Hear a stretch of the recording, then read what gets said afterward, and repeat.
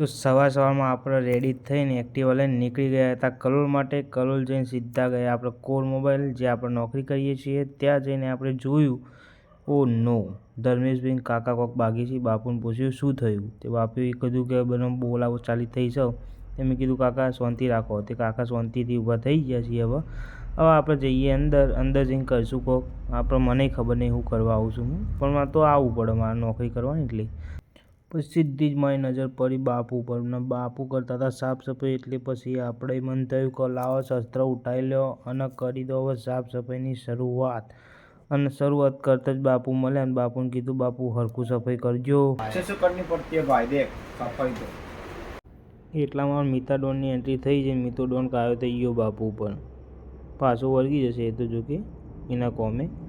પણ હવે આપણે મુકેશભાઈને મળ્યા અને મુકેશભાઈને કીધું કાચ એકદમ ટકોરા જેવો સાફ કરી દો, કારણ કે આપણે ફોટા પાડવા હોય તો પાડીએ કે. અને એના પછી આપણે તરત લઈને બેસી જઈશું રિપોર્ટ નાખી દેવો પડે પહેલો સવારમાં, કારણ કે સ્ટોક જોવો પડે આપણે સવારમાં આ કેટલું સર કેટલું નહીં, આ તે બધું કરવાનું. પછી આપણે લઈને નીકળી ગયા કેશ લઈને આપણે જઈશું સીધા HDFC બેંકે પહોંચવા જ આવ્યા છીએ. હવે આપણે પહોંચીએ જ લ્યો. સવારમાં પબ્લિક તો જાજી આવી જઈ છે બેંકમાં કેશ જમા કરાવવા, પણ આપણે હવે જલ્દી કેશ ભરીને પછી નીકળીએ. આપણે જઈએ સીધા દુકાને. હવે આમાં રણજીતભાઈ લેટ આવ્યા છીએ, પણ આજે ખૂબ જમ લાગી છે. બેકગ્રાઉન્ડમાં તમે જે ઢોલ સંભળાય ને એમની એન્ટ્રી માટે વાગે છે અને આજે બહુ ખુશ થઈ ગયા લાગી છે. આ મુકેશભાઈ સવારમાં હિસાબી ચોપર લઈને બેસી જાય ગણવા બધું. એટલા પાછા અમે વાતે વળગ્યા, તેમનો વાતમાંથી વાત નીકળીને કોક ખબર પડી કે રણજીતના છોકરાને કહ્યું છે કૂતરું.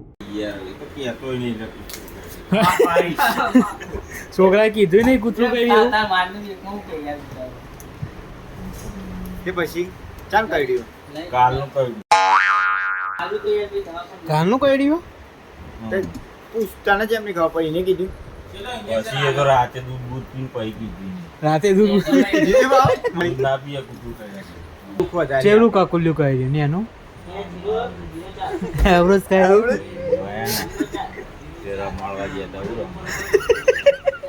મારો ભાઈ આજે એકલો સફાઈ કરે છે, કારણ કે મોડો આવ્યો તો ને અમે હવે ચર્ચા વિચારણા કરીએ છીએ, કારણ કે આજે અમારા શેઠ હાજર છે નહીં.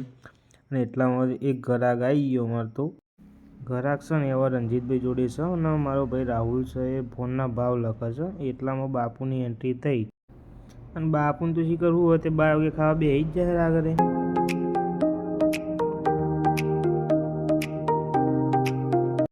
એના પછી આપણે થોડી બાકાજીકી બોલાવવા માટે આઈફોનના વિડીયો ઉતારી લીધા ને પછી એને પોસ્ટ બનાવીને આપણા આઈડીમાં છોડીએ મેલી છે, જોઈ લેજો. ફૂલ બાકાજીકી કર્યા પછી આપણે પહોંચીએ સીધા કલોલના ગાર્ડનની અંદર. ને ગાર્ડનમાં શું કરીએ શું નહીં કરવાનું એ તમને નહીં કહેવાનું, પણ અમે જે ફોટો વિડીયો જે શૂટ કરવાનું તે કરી લીધું છે. અને હવે પાછા અમે ગાર્ડનમાંથી જઈએ છીએ સીધા જ આપણા શોપ ઉપર.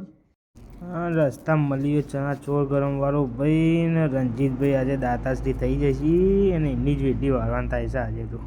અમે હવે આવી ગયા સીધા શોપ ઉપર રાહુલ જોડે કસ્ટમર હતું, કસ્ટમર પતાવીને અને અમે હવે નવરા થઈ ગયા છીએ. તો જો આજનો આપણો આ પહેલો બ્લોગ હતો, તો હવે થોડો સપોર્ટ કરજો ને બ્લોગ જોતા રહેજો, તો તમને નવી માહિતી મળતી રહેશે અને દુકાનમાં અમે શું કરીએ છીએ એ જાણવા પણ મળશે.